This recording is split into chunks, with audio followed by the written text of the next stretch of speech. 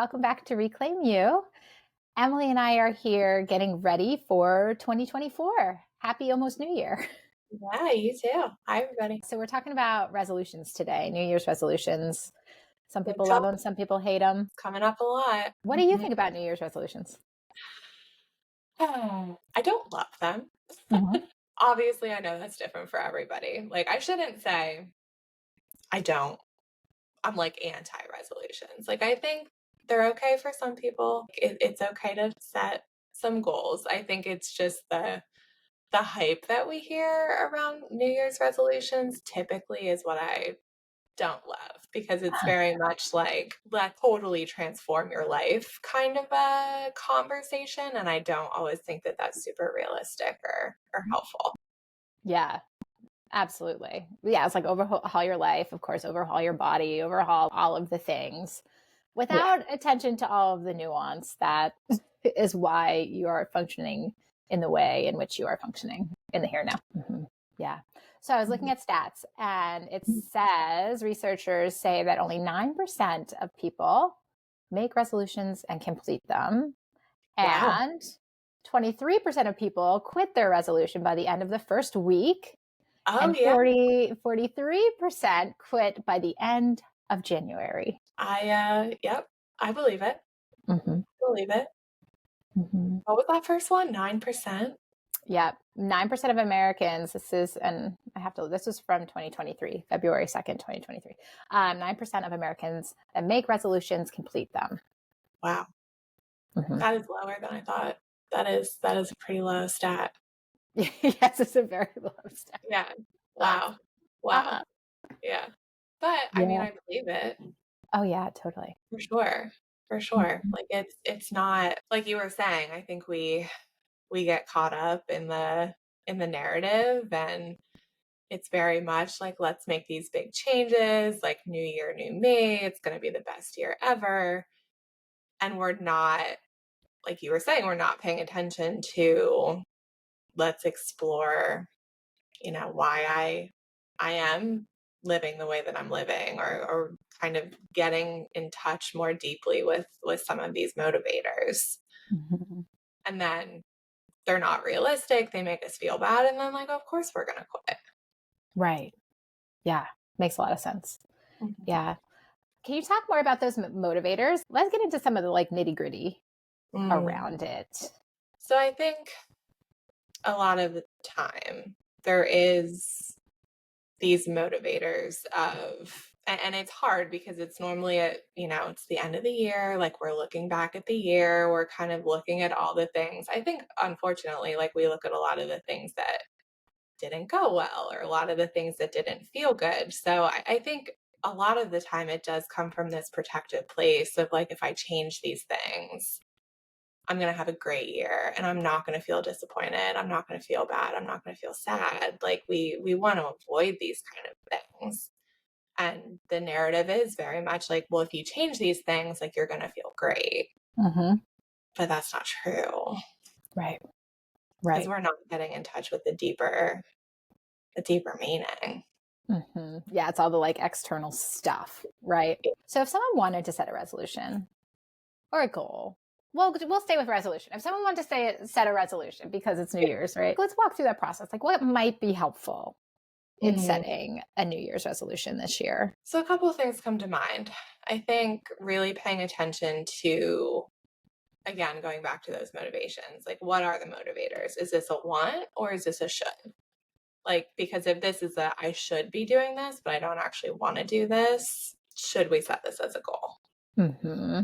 Do we Mm-hmm. want to set this as a goal? Is this going to actually serve anything, or is this just going to make us feel bad, like not fit into our lives, kind of feed into some of these negative beliefs?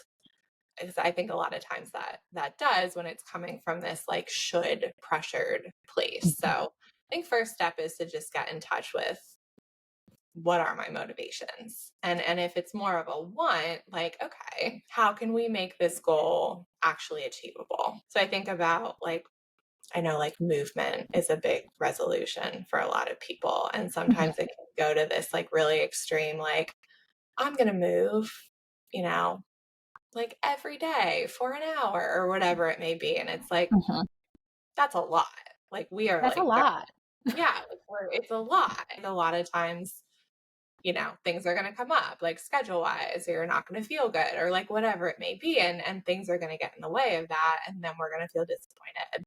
And then Mhm. we're going to quit and feel like a failure. When in Yeah. reality, it just wasn't necessarily realistic. So Mhm. let's bring it back. If the resolution is I want to move more, how can we make that, as small and as kind of doable as possible? Yeah. The doability and the Yeah. sustainability feels so important, right? Like, is an hour of moving your body actually going to fit into your life Hmm. forever? Probably not. Just realistically, for most people, probably not. How can you do something that like gets you in there, gets you into your body, that you feel fills you up enough, Yeah. or 2 days a week, or 1 day a week, or whatever it is? Yeah. I think even sometimes staying away from those very concrete, like, I'm going to do this for this amount of time, or I'm going to do this like this many days a week. I think that that's where it can kind of get into that area of, like, we've got a whole year. Like, we Mhm. don't necessarily know what's going to come up. So I think as much as we can, like, staying away from some of those more, you have to do this X amount of times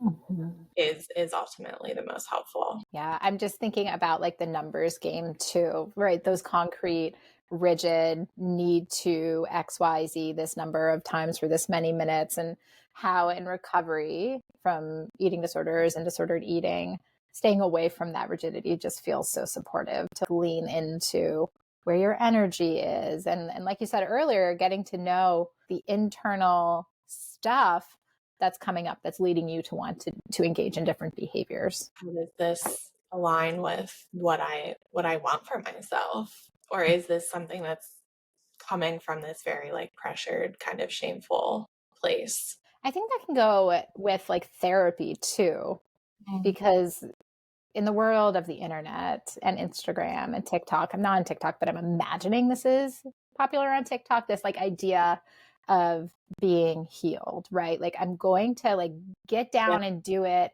and get healed this year. And Mhm. it's like, oh, that feels like a lot of pressure. That feels like a lot of pressure. Mhm.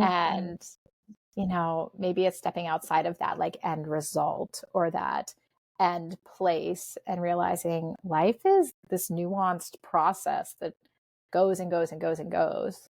Maybe there isn't a recovered destination or a healed destination, but by engaging in the process, you're making small baby steps that are actually maintainable. Yeah.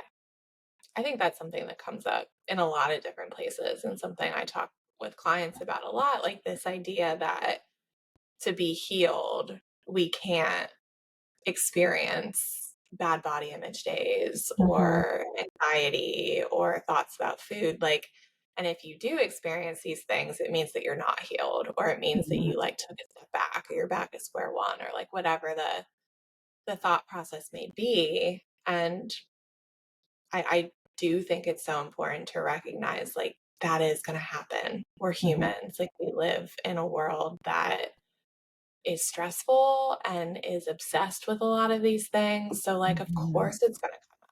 And I Yeah. think that the healing is more so how we're able to respond to it. It's Mm. not getting rid of those things, it's being able to respond to them in ways that feel better. Yeah, definitely that idea of resiliency, of growing resiliency and acknowledging how you have been resilient in your life. And then what about people who hate resolutions? What then? It can be kind of like a womp womp, like, I don't care, it's a new year, whatever, it's fine. Yeah, Other side of the spectrum. I think that's totally fine. I Mhm. think a lot of the times in that case, it's just really, really acknowledging like this pressure is put on me by society, and it doesn't have to mean anything. Like, Mhm. whether I want to do it or not, like, especially if I don't want to do it, it doesn't have to mean anything bad about me. It doesn't have to Mhm. mean that I'm like not motivated or don't have goals or like whatever the thought may be that comes in. It's just another year. Mhm. If we look Mhm. at it like it's just another day. It doesn't have to mean anything. So I think for those folks that don't want to set resolutions, like, just really getting comfortable with like I get it. Like, I get the messages, I get where this is coming from, but like that, it's a way for, I think that it's something that's sold by a lot of times Mhm. diet culture, like for them to make Yes. money. Like it's not a problem with me that Mhm. I don't want to do these things. Yeah, diet culture and beauty culture and wellness culture. Lately, I've had like so many ads on my Facebook feed. I must have Googled something about skincare. Mhm. Like it's all skincare. And so I click on the ads because I'm curious, like, oh, how much does this cost? And it's so expensive. And everyone's like, oh, like you won't look so tired. Right. Which is my thing. I'm like, I look so tired all the time because I am tired most of the time because I have toddlers, and so it's just, and then it gets you, right? It has you like, oh, start your new year with a new routine or, buy this thing and whatever. It's so easy to get like pulled into it. And then if you're curious, like me, actually clicking on the ads to see how much these things cost or reading reviews or whatever, it's just all you see all the time.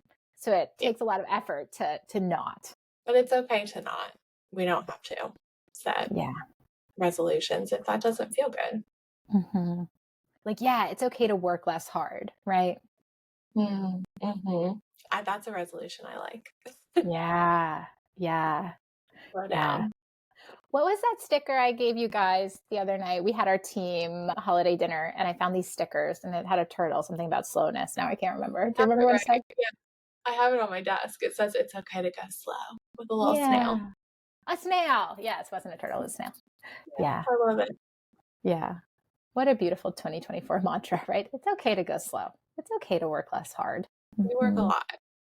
We're just bombarded by things 24/7, I think. Mm-hmm. And just to add on to that isn't feasible, I think, for most Yeah, people. absolutely. In all of this, there's no right or wrong, like most things that we talk about, right? There's no right or wrong. I think it's coming back to honoring you and what you feel like you need. A lot of people love to just reflect over the year and, celebrate wins. Well, hopefully celebrate wins and look at where things maybe didn't go the way they wanted to. And, if you can do that in a way that's just so compassionate and open and honoring of how you survived the year for the most part, like more power to you without the Yeah. pressure to have something perfectly set in stone, which could then end in, self-criticism and shame and all of the things for not achieving whatever it is.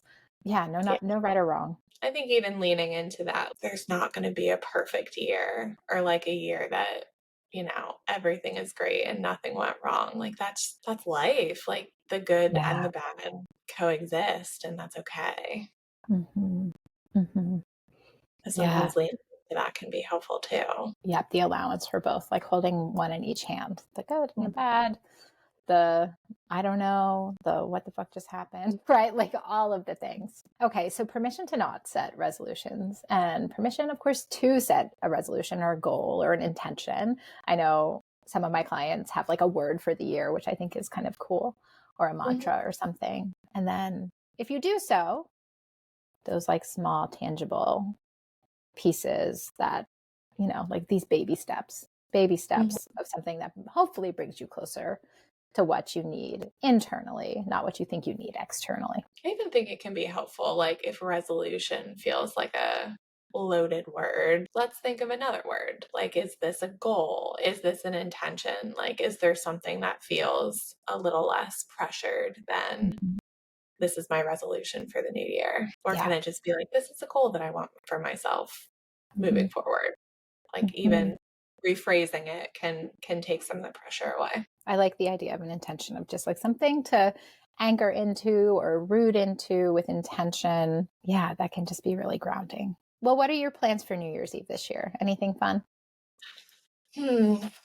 Honestly, not sure yet. Maybe seeing some friends or, going out and hitting up some restaurants or Mhm.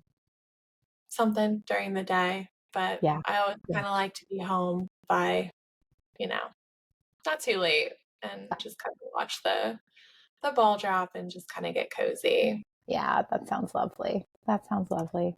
Yeah. Maybe I'll What about make it to midnight this year. Maybe I won't. I don't know. I'm like, I don't really want to sacrifice sleep. you? Yeah. We'll I feel see. like the older I get, New Year's Eve has really lost its Oh, lost its yeah. luster. I agree. Yeah. I agree. Like, let's stay home. Let's stay comfortable. Like, maybe watch the ball drop. Maybe not. See where the energy is.